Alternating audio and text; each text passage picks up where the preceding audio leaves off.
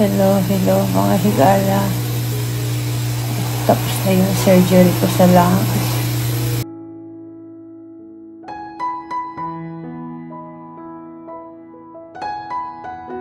Pumanaw na ang isa sa mga bokalista ng Aegis Band na si Mercy Sunot dahil sa sakit na lung cancer.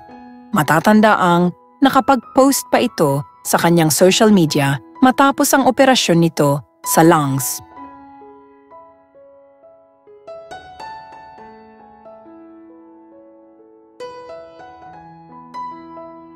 Idinetalya ni Mercy na kakatapos pa lamang ng kanyang operasyon para tanggalin ang bukol sa kanyang baga ay nagkaroon ito ng komplikasyon. Agad umano siyang dinala sa ICU para mabantayan ang kanyang lagay.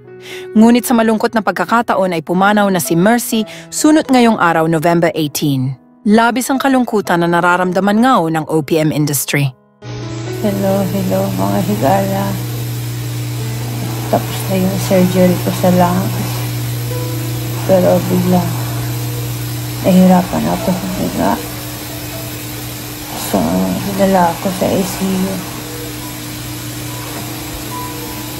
Tapos ngayon, may tubig pala yun, may inflammation ng lungs ko. So, pinagawa na nila ng paraan.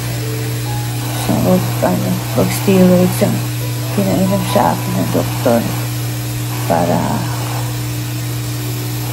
sa inflammation. So, ngayon, pag-pray niyo ako, guys, please. Pag-pray niyo ako na natatapos ito pagsubok na ito.